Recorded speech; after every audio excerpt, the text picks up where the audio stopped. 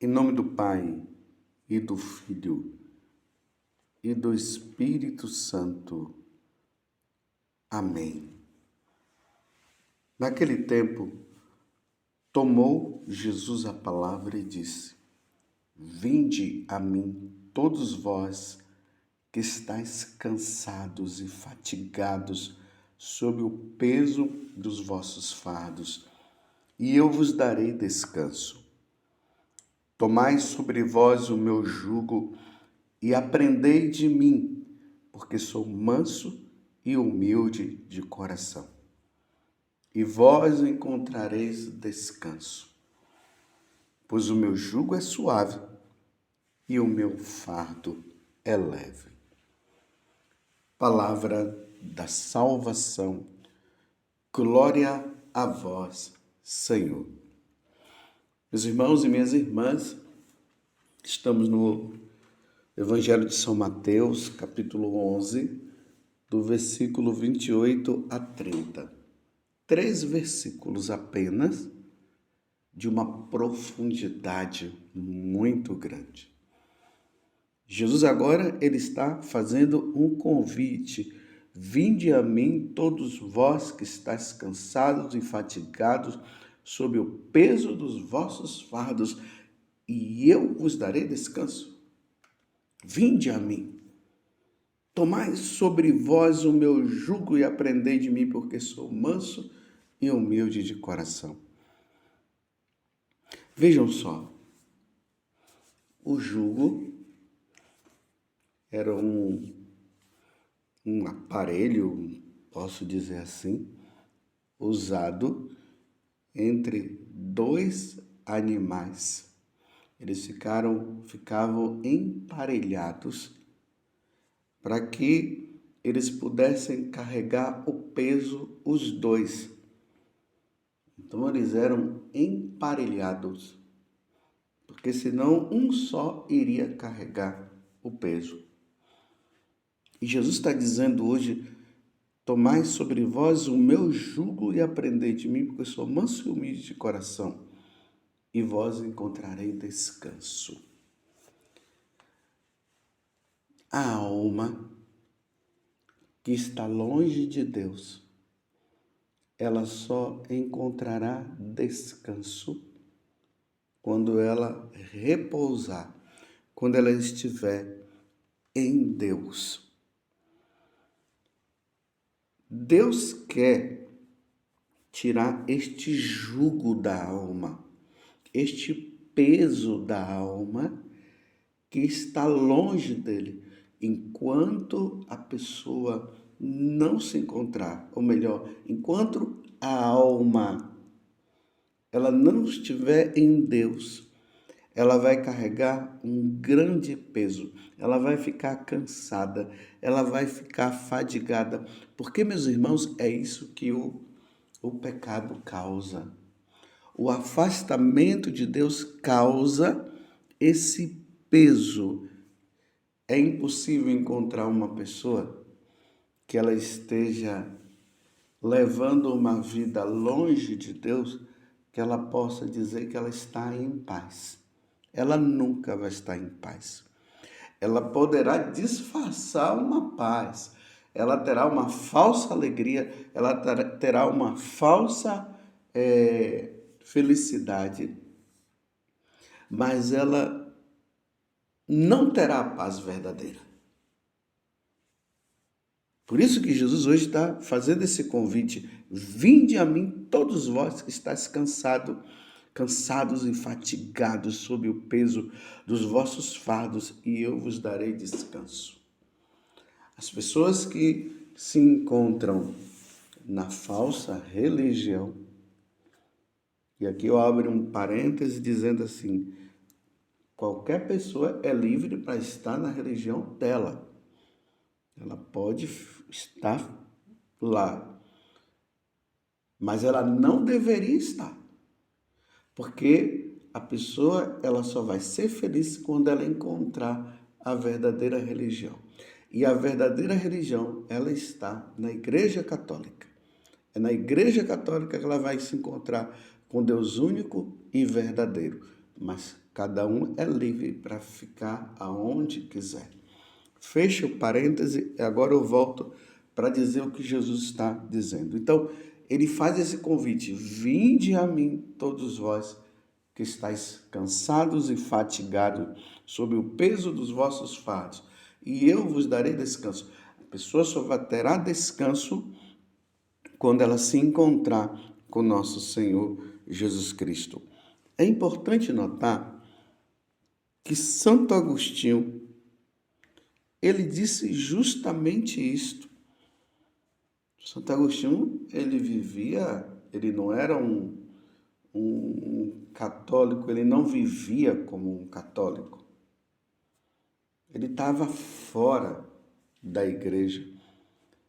A mãe dele, Santa Mônica, rezou tantas e tantas vezes pela conversão de Santo Agostinho e nada de Santo Agostinho mudar de vida.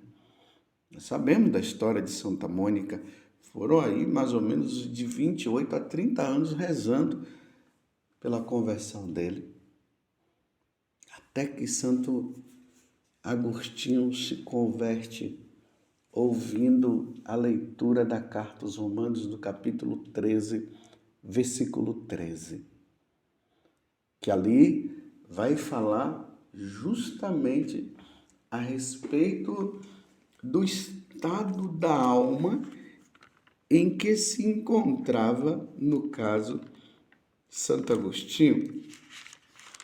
Ele ouvindo Santo Ambrósio, e aí, a partir daquele momento em que Santo Ambrósio começou a ler esta passagem, que eu vou ler aqui para vocês, Romanos, capítulo 13, versículo 13. Comportemo-nos honestamente como em pleno dia. Nada de orgias, que era o que ele vivia, nada de bebedeiras, nada de desonestidades, nem dissoluções, nada de contendas, nada de ciúmes. Ao contrário, revesti-vos do Senhor Jesus Cristo e não façais caso da carne, nem lhe satisfaçais aos apetites. Aí no versículo 11, que eu acabei não lendo e que eu vejo que é muito importante, seguinte: isso é tanto mais importante porque sabemos em que tempo vivemos. Já é hora de despertarmos do sono. O sono aqui é uma metáfora para dizer que a pessoa ela está como que dormindo, ela está morta quando ela não está em Deus. Então é hora de despertar deste sono. A salvação está mais perto do que quando abraçamos a fé. A noite vai adiantada e o dia vem chegando. Despojemo-nos das obras das trevas e vistamo-nos das armas da luz. Quando Santo Agostinho ouviu isso, ele foi tomado pela graça de Deus. Ele se abriu à graça de Deus e houve uma grande mudança no coração dele. E aí, Santo Agostinho, depois, ele vai dizer o seguinte: fizeste-nos para ti, e inquieto está nosso coração, enquanto não repousa em ti. Tá vendo? O homem só terá descanso quando ele repousar em Deus, quando ele encontrar o Deus verdadeiro. É por isso que na primeira leitura de hoje, nós encontramos Moisés, que se encontra com Deus. Aqui é o capítulo 3 do livro do Êxodo, onde Deus se apresenta a Moisés. E Moisés pergunta: Senhor, quando eu for ao faraó, como eu devo identificar, mostrar para ele que o Deus verdadeiro está me pedindo para tirar o povo das garras do faraó? E o faraó aqui simboliza Satanás. E Deus diz para Moisés: quando você chegar lá, você diz para ele que eu sou o que sou. Ou seja, eu sou o Deus. Deus é aquele que é. Fora dele não há ninguém mais. A partir de Deus, todas as coisas foram criadas.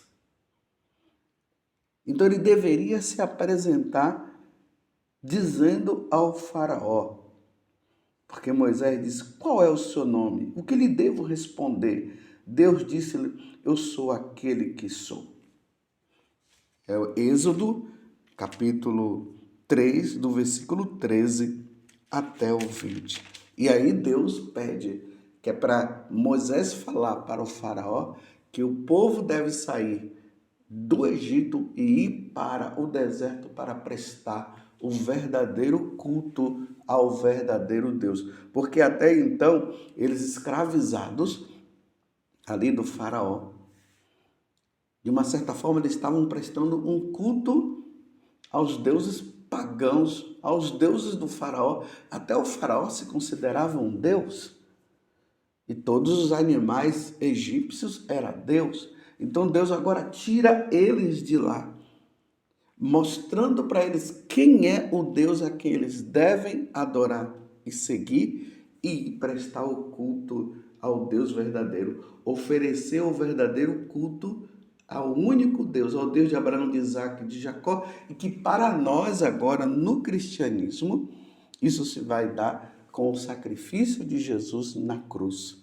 E aí vem a Santa Missa, que é a renovação deste sacrifício, que deve ser oferecido, como Paulo vai dizer na primeira carta aos Coríntios, lá no capítulo 11, ele vai dizer que este culto, esta prestação, esse oferecimento, ou melhor, do culto de nosso Senhor Jesus Cristo, deve ser feito até o seu retorno, até a vinda de nosso Senhor Jesus Cristo. Vocês estão entendendo? O que significa vinde a mim? É a Jesus que nós devemos ir. E é na Igreja Católica que acontece essa revelação plena do Deus único e verdadeiro, na pessoa de Jesus Cristo. Ninguém vai ao Pai, disse Jesus, se não for por mim. Eu sou o caminho, a verdade e a vida. Ninguém vai ao Pai se não for por mim. E aí, São Paulo também, na carta aos Coríntios, ali no capítulo 9, ele diz assim: anunciar o evangelho não é glória para mim, é uma obrigação que se me impõe. Ai de mim se eu não anunciar o evangelho.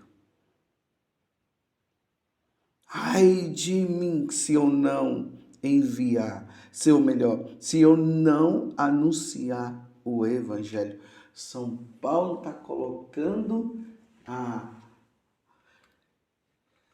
situação que ele está de dizer que se ele não pregar o evangelho, se ele não anunciar o evangelho, que Jesus pediu que ele fizesse isso, e nós vemos lá nos Atos dos Apóstolos, no capítulo 9, quando acontece a conversão de São Paulo, e Jesus envia São Paulo para pregar o evangelho aos gentios, e depois ele vai compreender aos gentios quem? Os pagãos.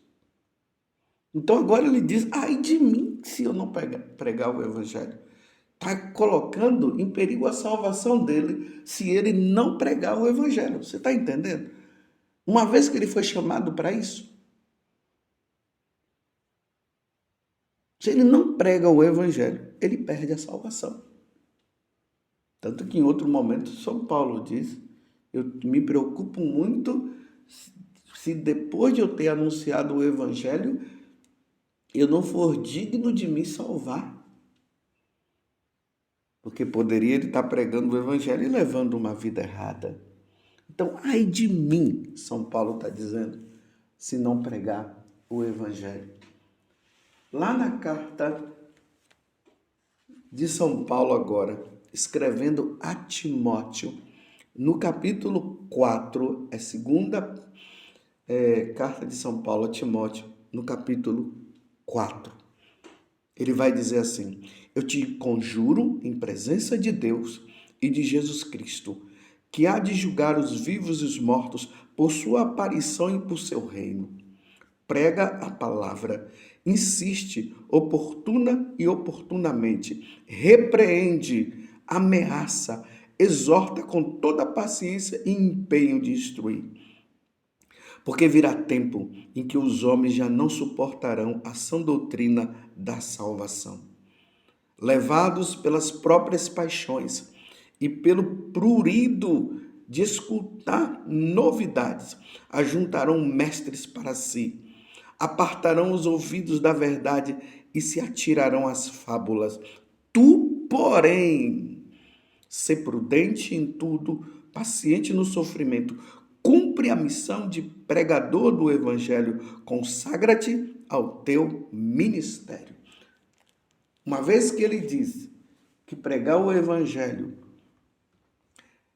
é uma imposição de Deus, e ai dele se ele não pregar o evangelho, agora ele fala para Timóteo que Timóteo deve pregar o evangelho e insistir e exortar em toda paciência e empenho, em todos os momentos. Prega a palavra, insiste, oportuna e importunamente. Exorta. A exortação aqui significa assim, o evangelho tem que ser levado de forma a exortar as pessoas a saírem do erro, a sair do caminho errado, a sair do pecado, a sair das falsas religiões e se encontrar com Jesus, que é o Senhor e verdadeiro Deus, e a partir desse momento viver na graça. É salvar almas, meus irmãos. É salvar almas. O convite de Jesus: vinde a mim, porque Ele é o único Deus. Imagina, meus irmãos, se a igreja começasse a dizer que não vai mais pregar o evangelho. Ela perde a sua missão. A missionariedade da Igreja Católica consiste em levar o evangelho às pessoas que não conhecem. Se a igreja parar de pregar o evangelho, ela deixa de ser igreja. E aí não vai ter salvação de almas, porque a salvação das almas se dá quando elas se encontram com Jesus Cristo.